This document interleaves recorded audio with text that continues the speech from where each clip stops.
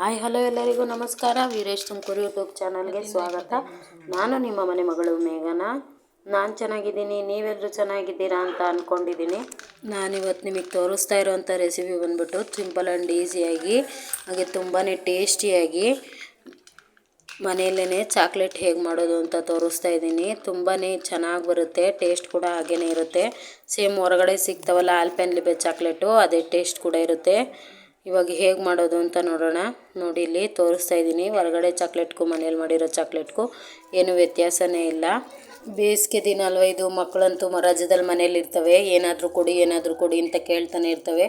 ಹೊರಗಡೆ ಕೊಡಿಸೋ ತಿಂಡಿಗಿಂತ ನಾವು ಮನೆಯಲ್ಲೇ ಮಾಡಿಕೊಟ್ರೆ ತುಂಬಾ ಹೆಲ್ದಿಯಾಗಿರುತ್ತೆ.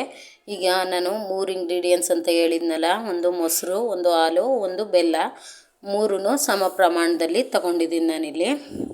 ಒಂದು ಬಾಣಲಿನ ಕಾಯಕ್ಕಿಟ್ಕೊಂಡು ಮೊದಲಿಗೆ ಹಾಲು ಹಾಕಿ ಅದು ಒಂದು 10ರಿಂದ 15 ನಿಮಿಷ ಕಾಯಬೇಕು. ಒಂದು ಕುದಿ ಬಂದರೆ ಸಾಕು. ಆ ಟೈಮಲ್ಲಿ ನಾನು ಮೊಸರನ್ನ ಸೇರಿಸ್ತಾ ಇದ್ದೀನಿ. ಮೊಸರು ಮತ್ತು ಬೆಲ್ಲನ ನಾನಿಲ್ಲಿ ಒಂದೇ ಸತಿ ಸೇರಿಸ್ತಾ ಇದ್ದೀನಿ. ಮೊಸರು ಬೆಲ್ಲ ಹಾಕೋದ್ರಿಂದ ಸಾಮಾನ್ಯವಾಗಿ ಹಾಲು ಒಡೆಯುತ್ತೆ. ಬೆಲ್ಲದಲ್ಲೂ ಸ್ವಲ್ಪ ಹುಳಿ ಅಂಶ ಇರೋದ್ರಿಂದ ಮೊಸರು ಹಾಕೋದ್ರಂತೂ ಮಾಮೂಲಿಯಾಗಿ ಒಡೆಯುತ್ತೆ ಹಾಲು. ಹಾಗೆ ಕೈ ಬಿಡ್ದಂಗೆ ಚೆನ್ನಾಗಿ ತಿರುಗಿಸ್ಬೇಕು ನೀವು. ಜಾಸ್ತಿ ತೆಳ್ಳಗಿರೋ ಹಾಲು ತೊಗೊಳಕ್ಕೆ ಹೋಗಬೇಡ್ರಿ, ಸ್ವಲ್ಪ ಗಟ್ಟಿಗಿರೋ ಹಾಲನ್ನೇ ತೊಗೊಳ್ಳಿ. ಸ್ವಲ್ಪ ಗಟ್ಟಿಗಿರೋ ಹಾಲು ತೊಗೊಂಡ್ರೆ ಟೇಸ್ಟು ಚೆನ್ನಾಗಿ ಬರುತ್ತೆ ಚಾಕ್ಲೇಟ್ದು, ಅದಕ್ಕೋಸ್ಕರ ಹೇಳ್ತಾ ಇದ್ದೀನಿ.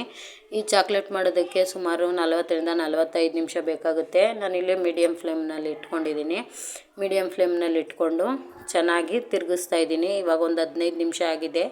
ಹಾಲೆಲ್ಲ ಹೊಡ್ಕೊಂಡು ಮೊಸರು, ಹಾಲು ಮತ್ತು ಬೆಲ್ಲ ಕಂಪ್ಲೀಟಾಗಿ ಮಿಕ್ಸ್ ಆಗಿದೆ.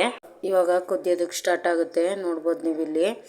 ಇವಾಗ ಸುಮಾರು ಒಂದು 15 ನಿಮಿಷ ಆಗಿದೆ.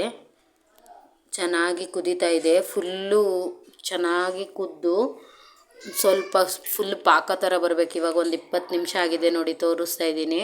ಈ ರೀತಿ ಆಗಿದೆ. ಒಂದು 20 ನಿಮಿಷ ಆದರೆ ಈ ರೀತಿ ಆಗುತ್ತೆ. ಚೆನ್ನಾಗಿ ಕುದಿಬೇಕು. ಇವಾಗ ಇಲ್ಲಿ ಪಾಕ ಬರೋಕ್ಕೆ ರೆಡಿಯಾಗಿದೆ. ಸುಮಾರು ಒಂದು 30 ನಿಮಿಷ ಆಗಿದೆ. ಈ ರೀತಿ ಚೆನ್ನಾಗಿ ಕೈ ಆಡಿಸ್ತಾ ತಿರುಗಿಸೋದ್ರಿಂದ ಟೇಸ್ಟ್ ಕೂಡ ಚೆನ್ನಾಗಿ ಬರುತ್ತೆ. ನೋಡಿ, ಇವಾಗ ಪಾಕ ಕಂಪ್ಲೀಟಾಗಿ ಬಂದಿದೆ. ಇನ್ನೊಂದು 5 ನಿಮಿಷದಲ್ಲಿ ಪಾಕ ಬರುತ್ತೆ ಅನ್ನೋ ಅಷ್ಟರಲ್ಲಿ ತೋರಿಸ್ತಾ ಇದ್ದೀನಿ ನಾನು ಇವಾಗ ನಿಮಗೆ. ನೋಡಿ, ಇವಾಗ ತಳ ಬಿಡ್ತಾ ಇದೆ ಇದು. ಈ ರೀತಿ ಆದಾಗ 1 ಸ್ಪೂನು ತುಪ್ಪನ ಸೇರಿಸ್ಕೊತಾ ಇದ್ದೀನಿ. ನಂದಿಲ್ಲಿ ತಳ ಹಿಡಿತಾ ಇದೆ, ನಾನ್ ಸ್ಟಿಕ್ ಅಲ್ವಲ್ಲ, ಹಾಗಾಗಿ ತಳ ಹಿಡಿತಾ ಇದೆ. ಅದಕ್ಕಾಗಿ ನಾನಿಲ್ಲಿ 1 ಸ್ಪೂನ್ ತುಪ್ಪನ ಸೇರಿಸ್ಕೊಂಡು ಚೆನ್ನಾಗಿ ಕೈ ಆಡಿಸ್ಕೊತಾ ಇದ್ದೀನಿ. ನೀವು ಮನೆಯಲ್ಲಿ ಒಂದು ಸತಿ ಈ ಥರ ಟ್ರೈ ಮಾಡಿದ್ರಿಂದ ನಿಜವಾಗ್ಲೂ ಹೇಳ್ತಾ ಇದ್ದೀನಿ, ಆಚೆಗಡೆ ಚಾಕ್ಲೇಟ್ ತೊಗೊಳಕ್ಕೆ ಹೋಗಲ್ಲ, ಆ ಥರ ಟೇಸ್ಟ್ ಕೊಡುತ್ತಿದ್ದು. ಇವಾಗ ನಾನು ಒಂದು ತಟ್ಟೆಗೆ ತುಪ್ಪ ಸವರಿ ಇಟ್ಕೊಂಡಿದ್ದೀನಿ. ಇನ್ನೇನು ಪಾಕ ಬರುತ್ತಲ್ವ, ಹಾಗಾಗಿ ನೋಡಿಲಿ ತುಪ್ಪ ಕೂಡ ಅದರಲ್ಲಿ ಚೆನ್ನಾಗಿ ಮಿಕ್ಸ್ ಆಗಿದೆ.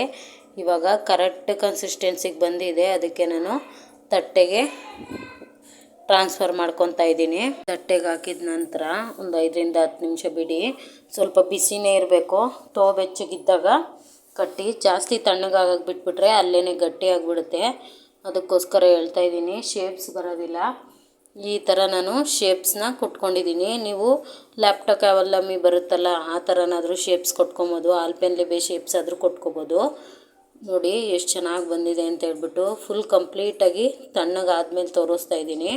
ನಾನು ಆವಾಗಲೇ ಉಂಡೆ ಕಟ್ಟಿದ್ನಲ್ಲ, ಆ ಥರ ಆದರೆ ಚಿವಿಯಾಗಿರುತ್ತೆ. ಏನು ಈ ಥರ ಚಿವಿಯಾಗಿ ಬಂದಿದೆ, ಅಷ್ಟೊಂದು ಚೆನ್ನಾಗಿ ಬಂದಿಲ್ಲ ಅಂದ್ಕೊಬೇಡಿ. ಆಮೇಲೆ ಆರಿದ್ಮೇಲೆ ತುಂಬಾ ಚೆನ್ನಾಗಿ ಬರುತ್ತೆ. ಫಸ್ಟಿಗೆ ಕೇಳಿಸಿದ್ದೀನಿ ನಾನು ಸೌಂಡು, ಯಾವ ಥರ ಮಾಮೂಲಿ ಆಲ್ಪೆನ್ಲಿಬೆ ಚಾಕ್ಲೇಟ್ ಎಲ್ಲ ಸಿಗುತ್ತಲ್ಲ, ಆ ಥರನೇ ಬಂದಿದೆ.